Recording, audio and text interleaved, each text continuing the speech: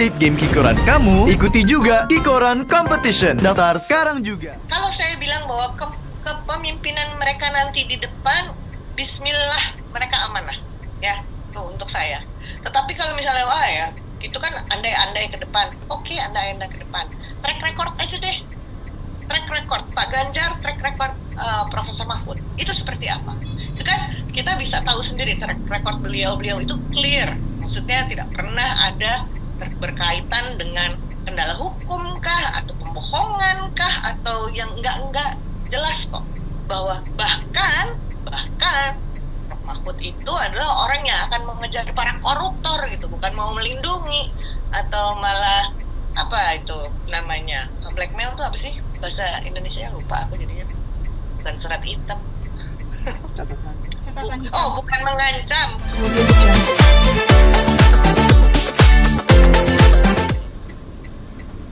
Caleg dari PDIP perasaannya bagaimana? Perasaannya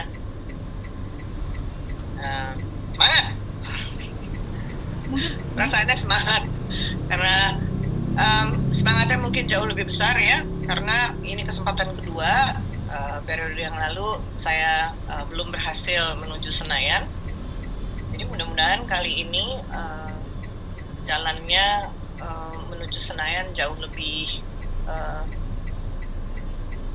terbuka, karena ya di dapil saya mereka sudah mengenal saya, terus sudah banyak bertemu dengan banyak orang juga di sana, dengan masyarakat, sudah mengetahui masalah-masalah yang terjadi di daerah Tuban dan Bojonegoro. Gitu kira-kira. Mungkin pada saat kemarin belusukan, mungkin seperti apa sih keluh kesah dari masyarakat yang disampaikan? Masih sama dengan periode yang lalu, dan sepertinya dengan periode-periode yang lama sebelum-sebelumnya juga masih sama. Mereka selalu kekurangan air pada saat musim panas atau musim kemarau. Terus mungkin karena pendataan petani kurang rapih ya. Jadi banyak petani yang seharusnya berhak mendapatkan pupuk subsidi tidak mendapatkan pupuk subsidi, padahal mereka juga berani untuk tebus murah lah di daerah mereka itu, selalu mereka bilang mereka bisa tebus murah. Tapi kan seharusnya petani-petani itu mendapatkan subsidi pupuk, tapi ternyata karena pendataannya yang kurang baik gitu ya, sehingga banyak sekali petani-petani yang tidak bisa mendapatkan pupuk yang disubsidi oleh pemerintah. Jadi kalau misalnya pupuk langka itu sebenarnya mungkin bukan pupuk yang langka gitu, tapi orang-orang yang seharusnya mendapatkan pupuk tidak mendapatkannya, itu aja sih. Mungkin apa sih gerakan pertama yang akan dilakukan kalau memang nanti ternyata terpilih, Mbak? Saya ini kan kalau terpilih kan jadi legislatif ya. Jadi kalau gerakan pertama yang dilakukan seperti yang dipikir oleh orang banyak bahwa langsung bisa mengadakan pupuk di daerah atau membuat air di daerah, itu kan sebenarnya kan tugasnya eksekutif. Kami nantinya kan tentunya membuat undang-undang, sebenarnya membantu membuat undang-undang.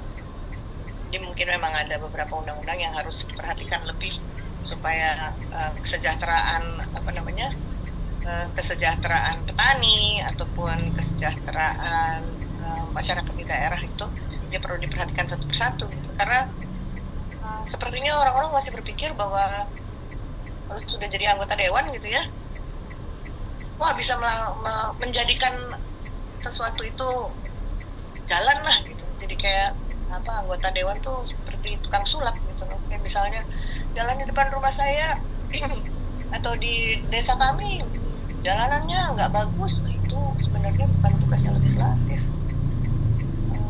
Tapi kami bisa membuat para eksekutif agak ketar-ketir kalau misalnya kami pertanyakan kenapa kok pembangunan di daerah tersebut nggak berjalan dengan lancar gitu ya.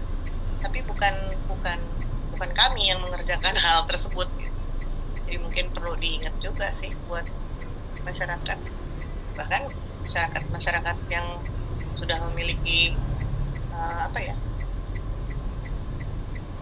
pendidikan yang cukup aja. Kadang-kadang masih berpikir bahwa kalau sudah jadi anggota dewan itu kita bisa mengada-adakan sesuatu gitu. Jadi mengadakan yang tidak ada dan meniadakan yang tidak ada. Padahal nggak gitu. Ya Mbak, mungkin kalau boleh flashback sedikit tentang debat kemarin nih, debat capres ketiga, mungkin melihatnya seperti Ya, apa? kedua, ayo. Yang kedua, mungkin melihatnya seperti apa sih dari Pak Mahfud pada saat debat kemarin? Gini ya, jelas-jelas saya adalah banteng, saya merah. Jadi tentu saja dukungan saya 100.000 miliar triliun itu untuk paslon nomor 3, yaitu Pak Ganjar dan Profesor Mahfud. Dan kalau misalnya ditanya gimana dengan hasil debat yang kemarin, ya saya tentu saja akan bilang bahwa tanpa mencoba untuk pilih kasih lah kasarannya gitu, mencoba untuk menjadi orang biasa yang mendengarkan debat tanpa ada pengaruh bahwa saya dari partai gitu ya. Saya tetap melihat bahwa Profesor Mahfud itu Maruf kan lain lagi ya. Profesor Mahfud itu yang menguasai gitu loh, walaupun ada jebakan-jebakan Batman dan lain sebagainya. Tapi menurut saya bagaimana mungkin seseorang yang sudah berpengalaman menjadi anggota legislatif, lalu sudah berpengalaman menjadi menteri, terus seorang profesor pula, paham mengenai hukum dan juga hukum Islam, itu bisa dikalahkan dengan seseorang yang pengalamannya belum begitu banyak dibandingkan beliau. Itu aja sih.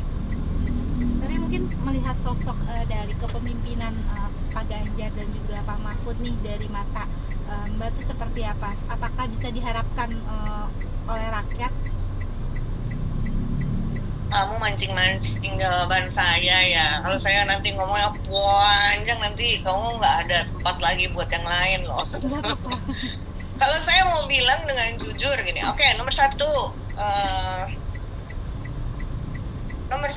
menurut saya terlalu agamis. Kita ini di negara Bhinneka Tunggal Ika, di mana banyak sekali ada agama, terus suku dan budaya.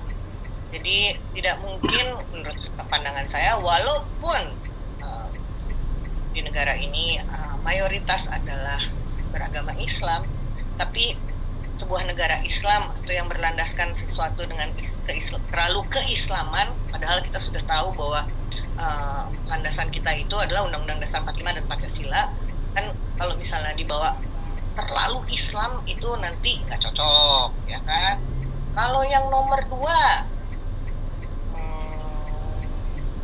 periode 2014, periode 2019, saya berjuang untuk tidak memenangkan capresnya.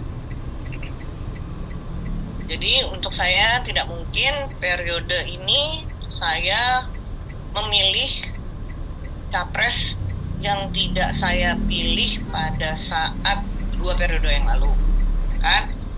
Ya udah jelas-jelas saya pilihnya nomor 3. Karena apa? Nomor 3 nasionalis sudah pasti. Terus diimbangi juga hukum dan agamis. Itu cocok bener sih kalau menurut saya. Di luar kepartaian ya, di luar kepartaian ini sebagai sari yang bangsa Indonesia. Itu aja. Tapi Saya tetap nomor 3 pastinya gitu loh, Pak Ganjar dan Profesor Mahfud. Mungkin melihat visi misi dari Pak Ganjar dan Pak Mahfud sendiri, mungkin seperti apa sih Mbak yang Mbak suka? Kita satu aja deh yang paling asik nih ya, KTP Sakti. Tuh, dengan 1 nomor nih kita bisa punya pajak, terus nomor BPJS segala macam, itu udah komplit di situ. Kan Pak Ganjar dan Profesor Mahfud itu punya 21 visi dan misi, maksudnya tatanan yang kira-kira nanti akan dikerjakan dalam waktu 5 tahun. Insya Allah kalau misalnya tambah ekstra 5 tahun lagi, keren. Jadi kalau misalnya mau dibilang yang mana ya Mbak, 21 dijembrengin satu-satu mah agak berat. Tapi aku selalu bilang gini, itu KTP Sakti aja udah luar biasa itu.